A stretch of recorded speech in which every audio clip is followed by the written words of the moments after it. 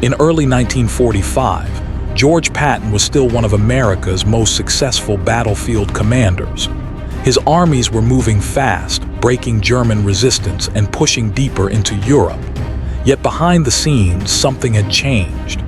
President Franklin D. Roosevelt had turned against him.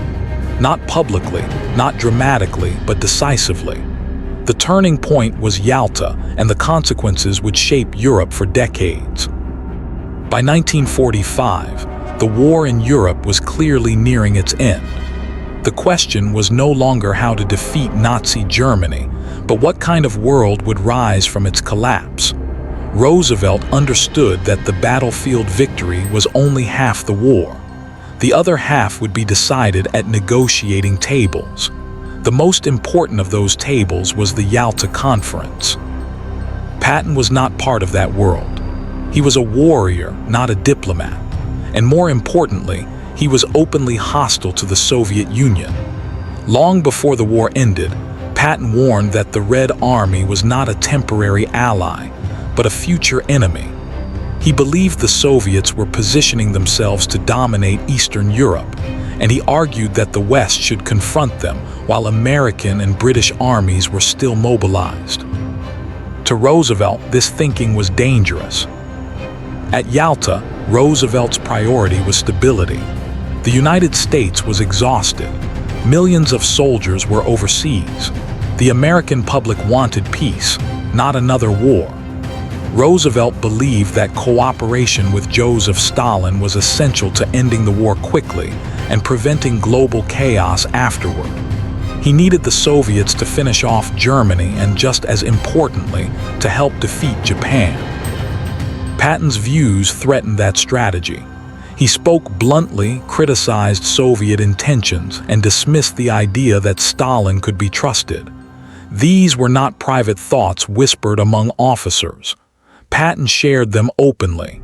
To Roosevelt, this was not honesty, it was recklessness. At Yalta, Roosevelt made concessions. Eastern Europe would fall under Soviet influence. Poland's future was compromised. Promises of free elections were vague and unenforceable. Roosevelt believed these compromises were temporary, a price worth paying to secure peace and maintain Allied unity. Patton believed they were permanent mistakes. This clash was not theoretical. Roosevelt knew that Patton, if given influence after Germany's defeat, could undermine the entire post-war settlement. Patton commanded enormous loyalty among troops and respect among the public. If he publicly opposed Yalta, he could fuel political backlash and pressure Washington to confront the Soviets militarily. Roosevelt could not allow that. Rather than confront Patton directly, the administration chose to marginalize him. Patton was kept out of strategic discussions. His role was narrowed. When he criticized denazification policies and questioned why former Nazis were removed while Soviet control expanded, those remarks were treated not as debate, but as insubordination. To Roosevelt, Patton represented a threat to the fragile transition from war to peace. The president believed that controlling personalities like Patton was necessary to prevent another global conflict. The irony, of course, is that Patton believed the opposite, that failing to confront the Soviets early would guarantee a future war. Yalta locked in Roosevelt's position. Having committed publicly to cooperation with Stalin, Roosevelt could not afford dissent from a famous American general. Patton's warnings made the agreement look naive. Worse, they suggested that the United States might have sacrificed Europe's future for short-term convenience. When Patton continued speaking out, his fate was sealed. He was reassigned, his authority reduced, his influence contained. Officially, this was about discipline and political sensitivity. In reality, it was about silencing a voice that contradicted the post-war narrative. Patton did not understand this world. He believed victory gave moral clarity. Roosevelt believed victory created responsibility. Where Patton saw betrayal of Eastern Europe, Roosevelt saw unavoidable compromise. Where Patton saw Soviet expansion, Roosevelt saw a partner who needed to be managed, not challenged. History would later blur these distinctions. The Iron Curtain fell almost exactly where Patton feared it would. Soviet control hardened.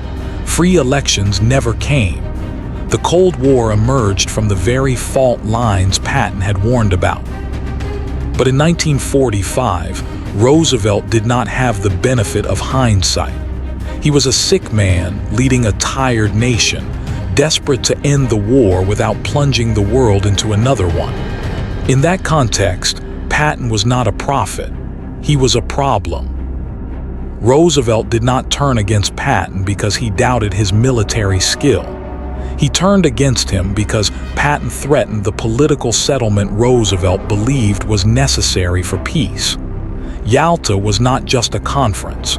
It was a commitment, and Patton stood in direct opposition to it. In the end, Roosevelt chose diplomacy over defiance, stability over confrontation, and silence over truth. Patton paid the price, and Europe lived with the consequences.